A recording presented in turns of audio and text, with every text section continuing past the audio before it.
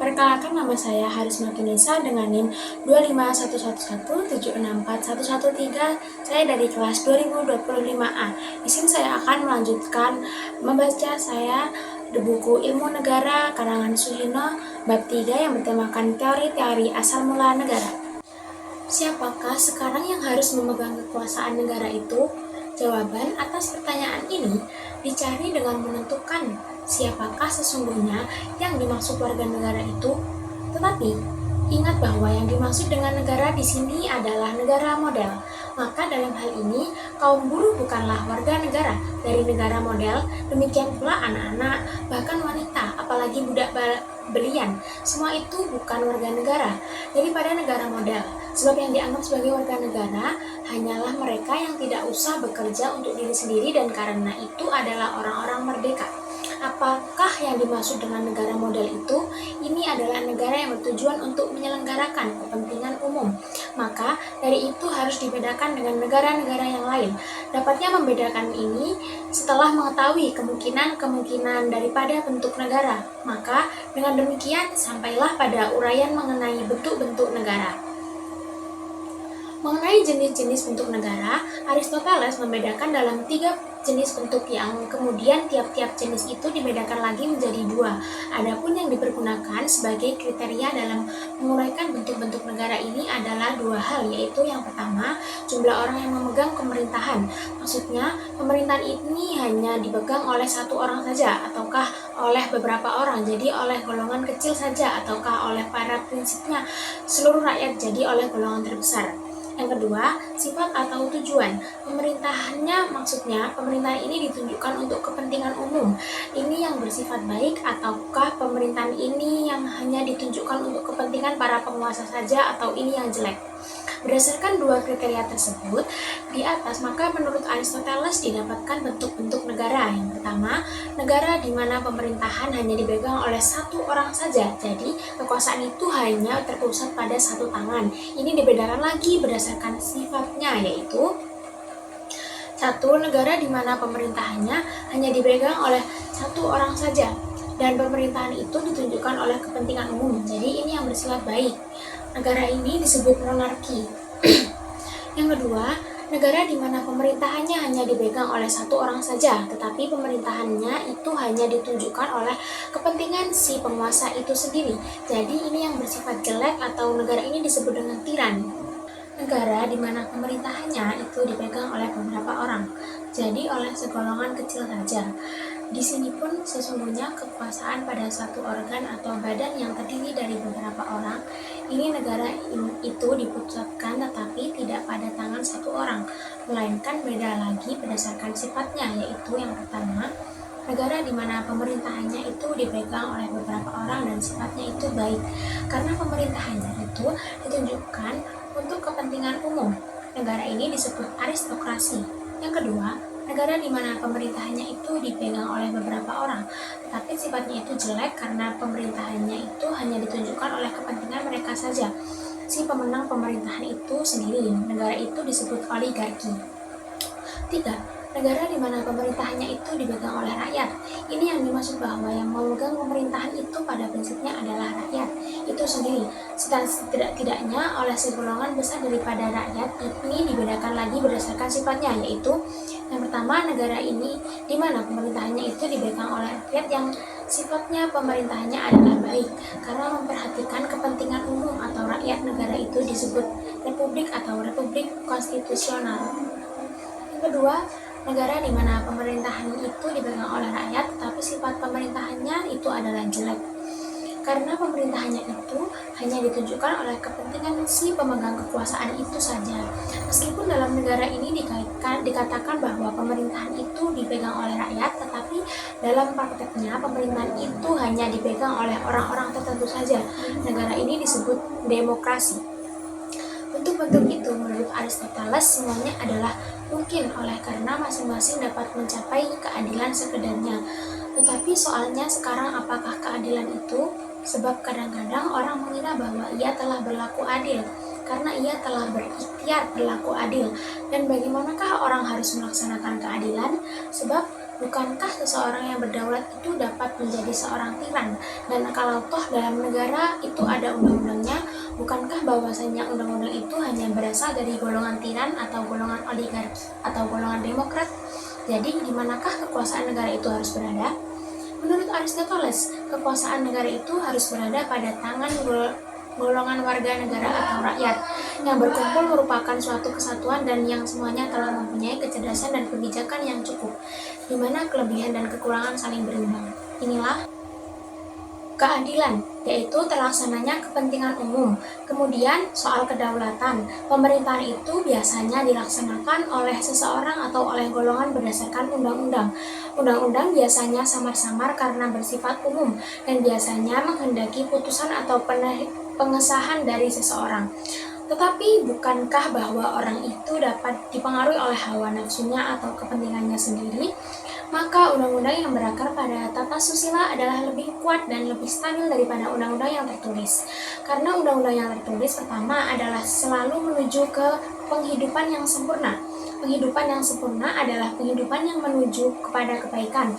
Orang tak dapat merasa berbahagia apabila tidak berbuat atau berlaku baik. Demikianlah pendapat Aristoteles bahwa menaklukkan negara-negara tetangga dengan kemauannya atau tidak adalah perbuatan yang tidak syah dan merupakan politik pemerintahan yang tidak bijaksana. Tetapi suatu negara harus tahu membela diri. Dengan pendapatnya yang demikian ini tersimpul konsekuensi dari pendiriannya bahwa Republik Konstitusional adalah merupakan bentuk negara yang terbaik karena pemerintah yang dijadikan oleh seseorang atau oleh beberapa orang saja. Akan besar kemungkinan terdapat kekeliruan dalam mengambil keputusan karena keputusan itu mungkin dipengaruhi oleh rasa marah, benci, dendam, atau nafsunya. Tetapi kalau pemerintahan itu dipegang oleh seluruh rakyat atau golongan terbesar daripada rakyat, putusan yang diambil atas dasar sifat marah dan sebagainya itu tadi akan sedikit sekali kemungkinannya terjadi. Lain daripada itu, Aristoteles berpendapatan bahwa tidak ada pemerintah yang bersifat abadi, karena di dalam tiap-tiap bentuk pemerintahan, itu di dalam dirinya telah mengandung benih-benih perkosaan diri atau semacam revolusi. Hal ini tidak dapat dihindarkan oleh karena memang sudah merupakan pembawaan daripada sifat-sifat manusia. Sebagai contoh misalnya ada golongan yang menghendaki adanya persamaan antara bersama manusia karena mereka merasa atau menganggap dirinya sama dengan orang lain, baik dalam kecakapannya maupun dalam kemampuannya. Tetapi sebaliknya ada pula golongan yang menghendaki atau menginginkan adanya perbedaan karena mereka merasa atau menganggap dirinya tergolong orang yang istimewa, merasa dirinya lebih tinggi daripada orang lain, maka mereka lalu minta keistimewaan dalam perlakuan yang dilakukan terhadap mereka. Jadi pokoknya mereka ingin berbeda dari orang-orang lain. Selanjutnya, kita harus ingat bahwa tiap-tiap bentuk pemerintahan itu tidak dapat memuaskan bagi setiap orang.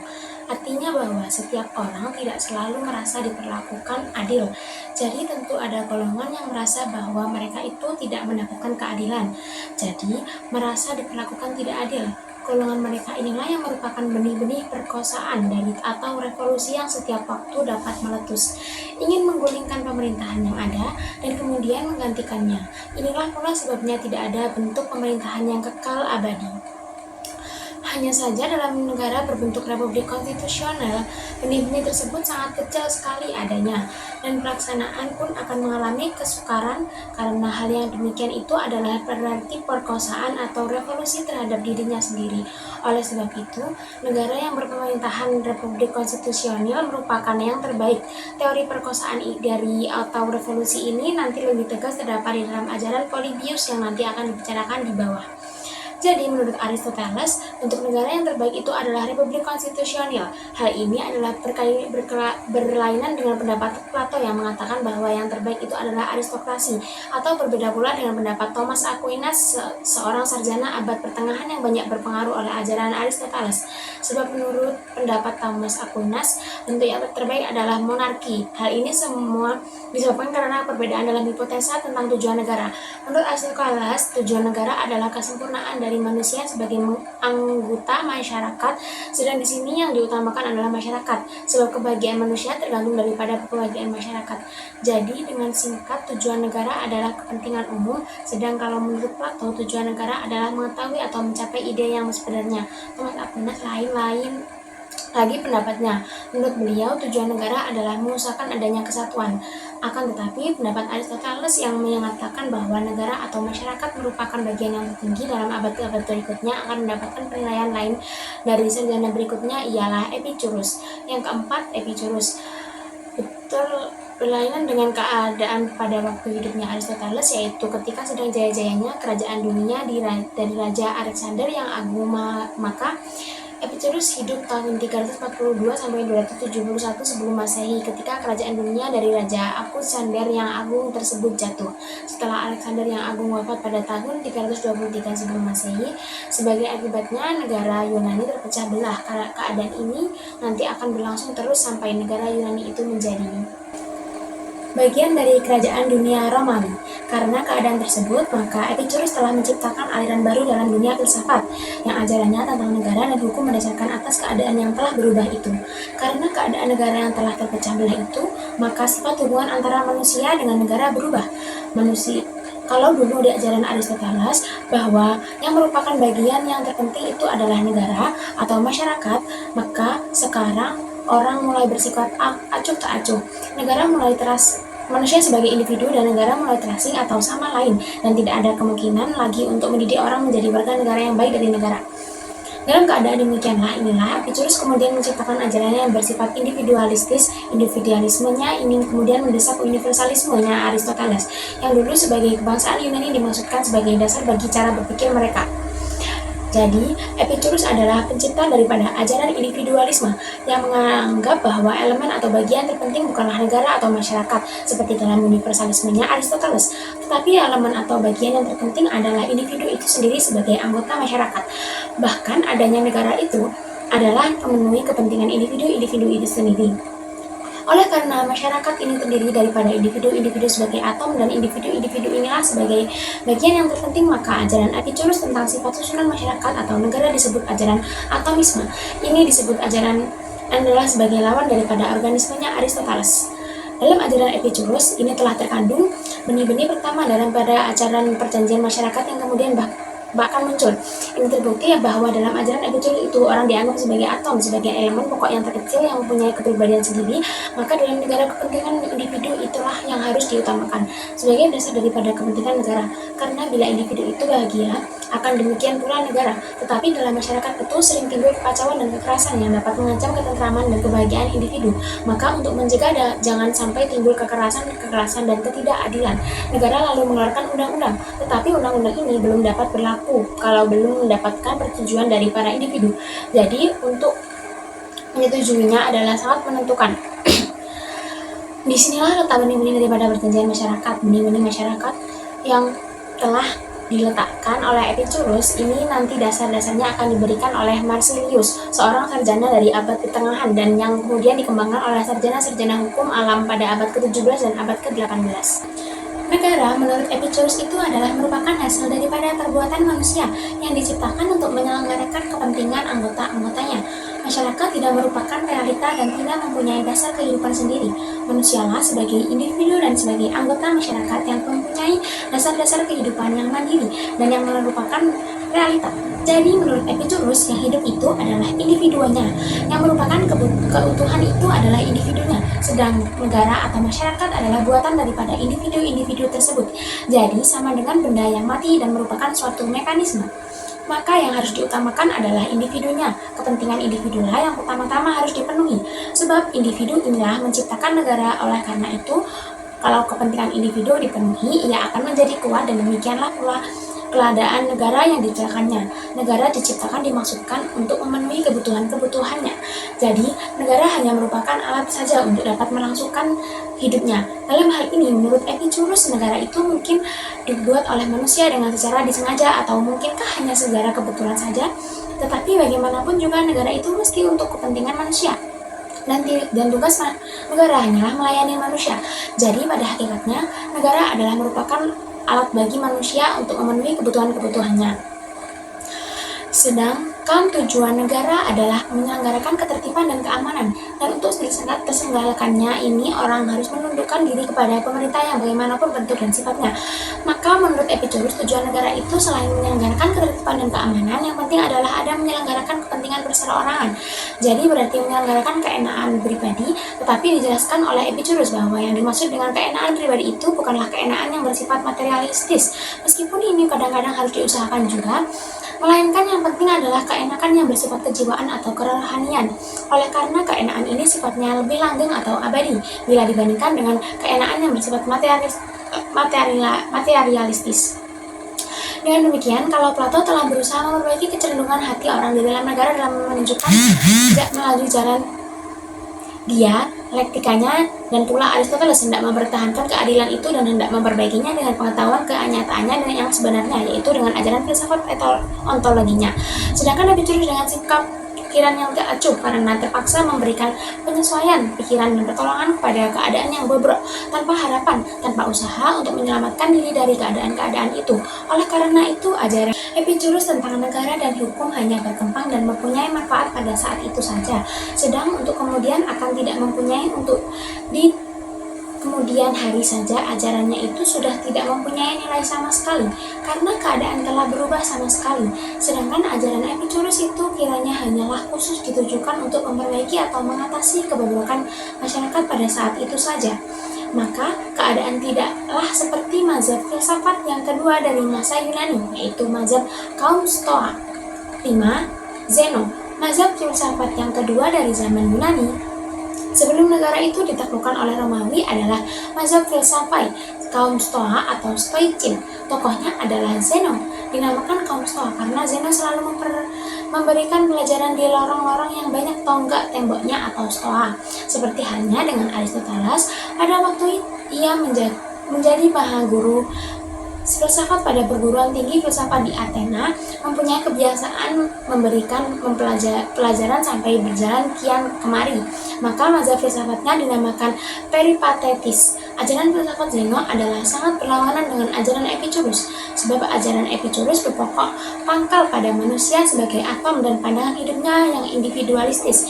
Sedangkan kalau ajaran Zeno bersifat universalistis, dan universalismenya itu tidak hanya meliputi bangsa Yunani saja, seperti diajarkan dalam filsafatnya Aristoteles, tetapi meliputi seluruh manusia dan bersifat kejiwaan, seluruh kemanusiaan. Oleh karena itu lenyaplah perbedaan antara orang Yunani dengan orang biadab, antara orang yang merdeka dengan budak, dan kemudian timbullah moral yang memungkinkan terbentuknya kerajaan dunia, di mana setiap orang mempunyai kedudukan yang sama sebagai warga dunia. Karena itu oleh kaum Stoa, orang-orang yang hidup di dalam masyarakat itu digambarkan sebagai suatu kesatuan dan yang bersifat abstrak. Maka inilah yang memungkinkan terciptanya persatuan umat manusia itu. Hukum yang berlaku adalah hukum alam. Hukum ini siratnya adalah abadi dan tidak berubah-ubah. Di antara hukum alam ini adalah akal kita yang memungkinkan kita dapat mengetahui segala hal, dan inilah yang memberi kemungkinan kepada manusia untuk membentuk negara dunia. Dengan demikian, kaum Stoa menempatkan ajaran tentang hukum alam yang telah diajarkan oleh Aristoteles itu dalam pusat pikiran mereka mengenai negara dan hukum, dan sekaligus merubah arti manusia dari makhluk yang mempunyai perasaan nasionalis dan susila menjadi seorang ahli pikir yang abstrak dan berakal. Karena akibat daripada keadaan yang mendahului, maka praktis ajaran kaum Stoa ini bersifat dua hal, yaitu di satu pihak menggambarkan manusia yang merasa kosong di dalam masyarakat yang sedang mengalami kebobrokan, dalam arti kebobrokan sosial etis. Sedang pada pihak yang lain, kaum Stoa menunjukkan pula jalan keluar daripada kebobrokan masyarakat, serta keruntuhan negara ini dengan syarat etis minimum. Kaum Stoa dengan ajarannya yang bersifat universalistis sebenarnya ingin mengajarkan bahwa orang itu harus menyesuaikan diri dengan susunan dunia internasional, dan dengan demikian praktis mematikan alam pikiran demokrasi nasional seperti yang telah diajarkan oleh Aristoteles. Bersamaan dengan ini, bangsa Romawi sedang melebarkan sayap kerajaan dunianya. Oleh karena itu, bangsa Romawi justru akan mengoper filsafat kaum Stoa ini dari bangsa Yunani sebagai barang sesuatu yang sangat berguna bagi mereka, yaitu untuk menciptakan kerajaan dunia. Maka dengan demikian sampailah kita pada zaman Romawi. B. Zaman Romawi kuno. Berbeda dengan pada waktu zaman Yunani, pada zaman Romawi ini ilmu pengetahuan terutama ilmu kenegaraan tidak dapat berkembang sedemikian rupa, sehingga sesungguhnya sedikit sekali pengetahuan yang kita dapatkan dari zaman ini.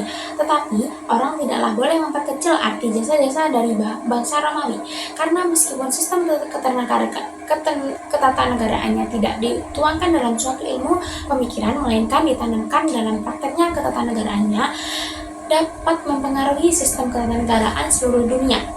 Meskipun bangsa Romawi dalam beberapa hal hanya mewaris saja dari kebudayaan dan peradaban bangsa Yunani, setelah negara Yunani pada tahun 1406 sebelum Masehi ditaklukkan Romawi dan kemudian dimasukkan dalam kerajaan Romawi, tetapi sangatlah berlainan keadaan daripada kedua negara tersebut. Perbedaan tersebut antara lain: yang pertama, pada zaman Romawi ilmu pengetahuan tidak dapat berkembang dengan pesat. Hal ini disebabkan karena bangsa Romawi adalah bangsa yang lebih menitik beratkan soal-soal praktis daripada berpikir secara teoritis. Sedangkan bangsa Yunani lebih merupakan orang-orang yang suka berpikir, juga berpikir tentang negara dan hukum.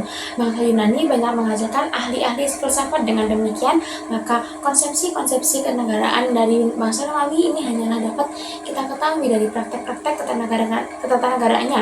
Karena memang konsepsi-konsepsi kenegaraannya selalu dilaksanakan dalam lembaga-lembaga hukum serta lembaga-lembaga kenegaraannya. Sedangkan konsepsi kenegaraan dari bangsa Yunani banyak dibukukan, dan dari sinilah kita dapat mengetahuinya. 2. Kerajaan Romawi itu dimulai dari keadaan yang terpecah belah, tetapi yang kemudian setelah melalui peperangan-peperangan, keadaan di Romawi mengalami perubahan-perubahan.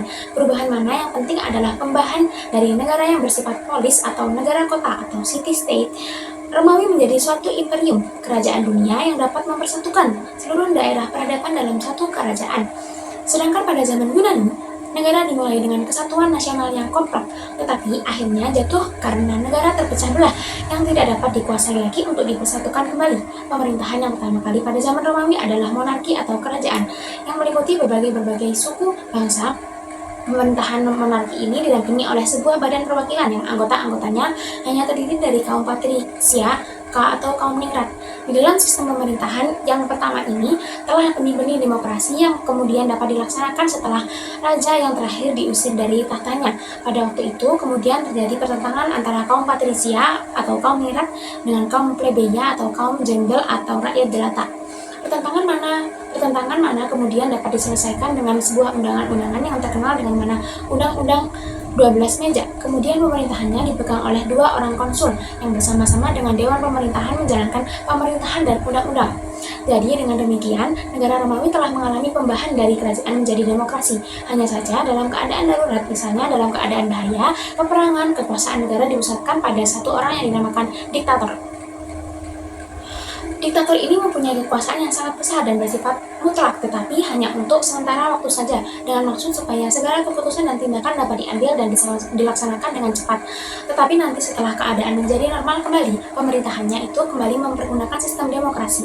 Dalam keadaan darurat, tadi kekuasaan perundang-undangan dan kehakiman dipegang dan dilaksanakan oleh seorang praktor, dan yang di dalam menjalankan tugasnya itu ia harus menyesuaikan perundang-undangan dengan kebutuhan-kebutuhan baru di dalam masyarakat yang terus berkembang ke arah kemajuan, sehingga dengan demikian dapat menimbulkan jurisprudensi yang tetap dan kepastian hukum bagi para warga negaranya.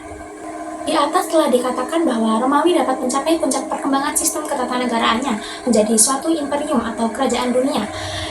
Di dalam stadium imperium ini, bangsa Romawi banyak mempergunakan ajaran kaum Stoa yang diciptakan oleh Zenon sebagai dasar daripada sistem ketatanegaraannya, dan sesungguhnya lah yang bahwa ajaran dari kaum Stoa ini yang memungkinkan Romawi dapat menjadi suatu kerajaan dunia, karena ajaran kaum Stoa dari bersifat universalitis yang tidak terbatas pada city-state saja seperti universalismenya bangsa Yunani, tetapi universalisme dari kaum Stoa jadi meliputi seluruh dunia dan bersifat kejiwaan.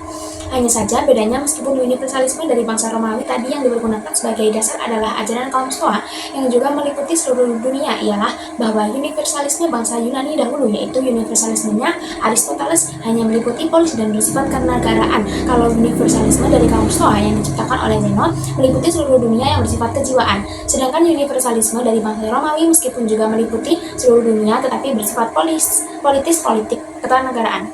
Di atas telah disebutkan adanya 2 hal yang menunjukkan adanya perbedaan antara negara Yunani dengan negara Romawi.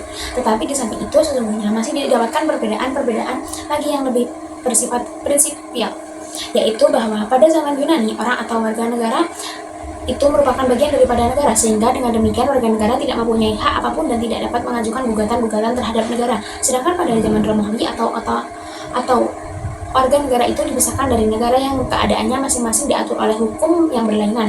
Hubungan antara warga negara yang satu dengan yang lain diatur oleh hukum privat atau perdata, sehingga mereka merasakan adanya kepastian hukum karena persengketaan antara mereka akan diadili dengan bersandar imbang yang kayak objektif, sedangkan hubungan-hubungan yang menyatukan negara diatur oleh hukum publik. Jadi dengan demikian, baik individu atau warga negara maupun negara masing-masing mempunyai haknya sendiri.